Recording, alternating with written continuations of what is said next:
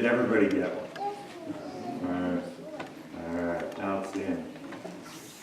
So, this morning I want to start out with a question. And full disclaimer, the children's sermon was my portion for Mother's Day, so I love you, moms. I appreciate it. But I gotta preach what God gives me as far as the sermon goes. So I've been thinking about the question of enough.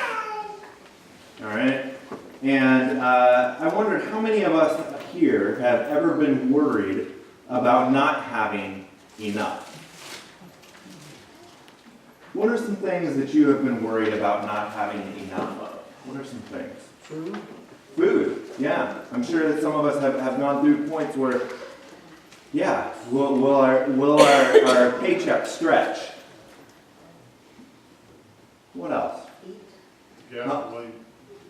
Gasoline. Gasoline? Oh, I didn't even write that one down. That's true. I've had that one before. Coming back, I left my wallet, and I was in Washington, Pennsylvania, and the gas light came on. I was like, I hope I make it. Or at least get close. Time. Ooh, that's a big one. Yeah. I'm always looking for more daylight. I'm like, will there be enough daylight to get off the river? Patience. Patience. Ooh, that's a good one too. Please God, grant me just a little bit more. Anything else? Money. Care. Care. Yeah. Will I care enough? Can I care more about these people? Love. Yeah. More love. Will I have enough love? Strength. Yeah. Will I have enough to get through this time, through this difficulty? Yeah. Children. Yeah. Do I have enough children in case I need to take this one out?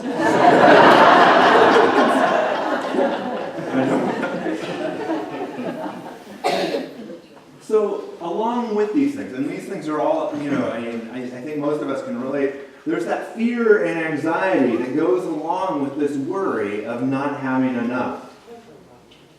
And, the first one that we came to is food, and I want to highlight that one because that's the one that I've seen most prevalent in working with youth.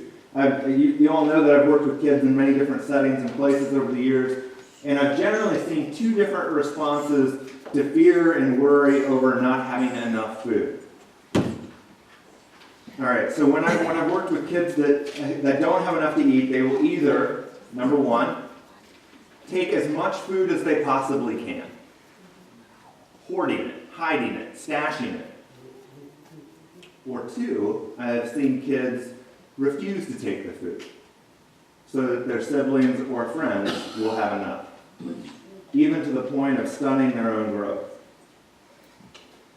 And both expressions of this fear of not having enough, both hoarding and doing without, are heartbreaking to see. And I'm sure that each of us, if we had time, we could go around and tell stories of times that we or someone that we know and love had to do without. And we hear it on the news and we read it online. We hear that we're overcrowded. We hear that we're overpopulated. We hear about food shortages. And I'm sure that most of us have seen the statistic that if everyone on the earth lived at the same level of consumption and with a similar diet to us Americans, we would need 7 planets to support us. There simply isn't enough.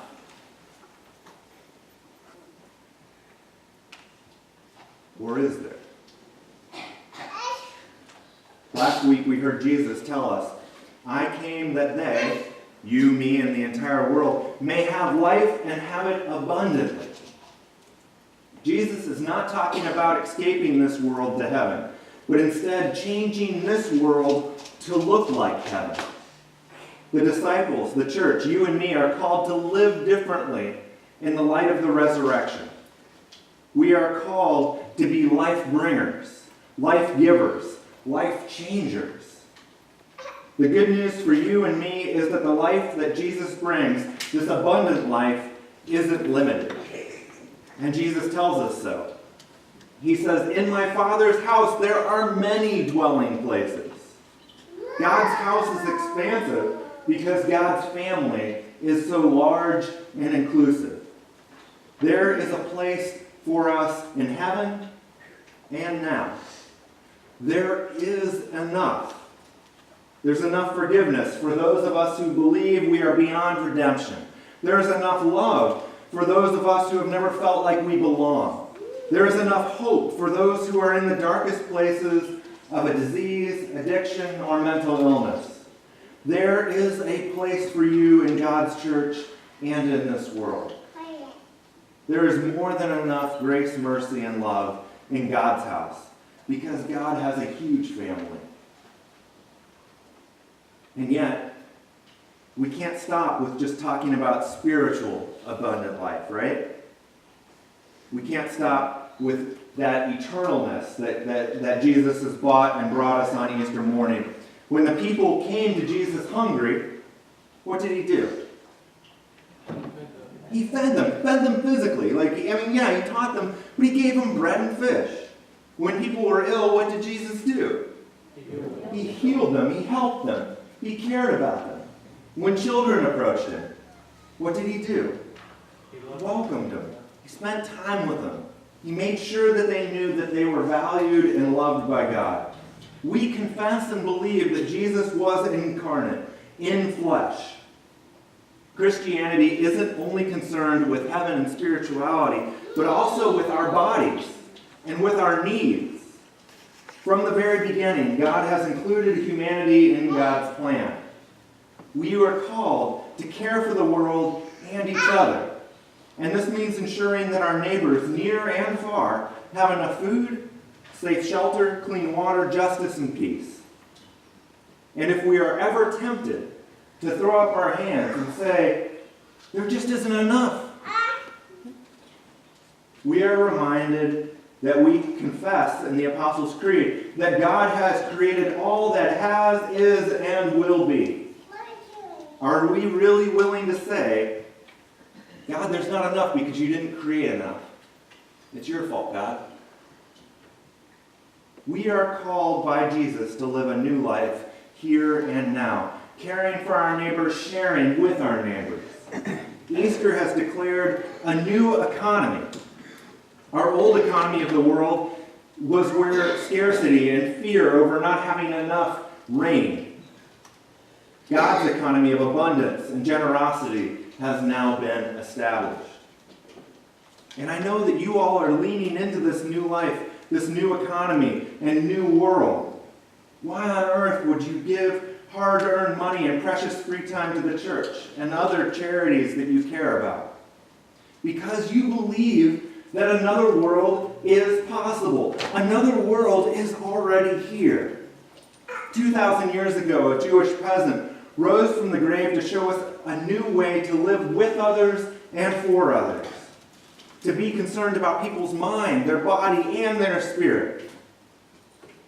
It was cool. Our church council got together this week, and during devotions we were talking about what is it that drew them to St. Peter's Lutheran Church? What is it that they appreciate about the ministry? And one member mentioned how she appreciated our holistic emphasis. That St. Peter's offers meaningful worship experiences and Bible study for preschool all the way up to retirees. And yet also offers things like our outdoor leadership program for local youth and educational events surrounding issues such as addiction and domestic violence. They like that St. Peter's offers the body of Christ up here at the altar to any and all who come forward. And that we offer classes concerned with our physical well-being, like yoga, and how we feed people through our community garden. They like that St. Peter's gives money to feed and care for refugee children in Syria. The ELCA has helped over 340,000 people in the Mideast since 2011. But we also give and care for our youth in our local homeless shelter down at the City Mission. You are living out the new and expansive and abundant life offered by Christ at Easter. So we're done, right? Good job. Has Jesus returned? Does everyone have enough food, adequate shelter, clean water, and other basic needs? People of God said, no. Then we are not done as individuals or as a church. What's next for St. Peter's Lutheran? Connellsville has a local farmers market where poor people can get vouchers to access fresh fruit and vegetables. Could we do the same at the Lafayette Garden? What if we put in a walking path around our property to encourage health and wellness in our community?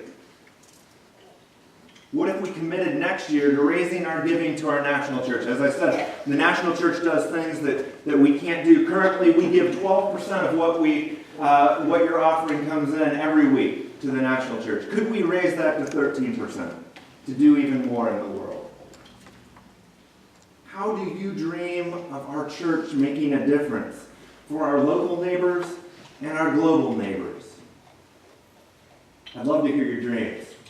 Call me. My number's on the front of your bulletin.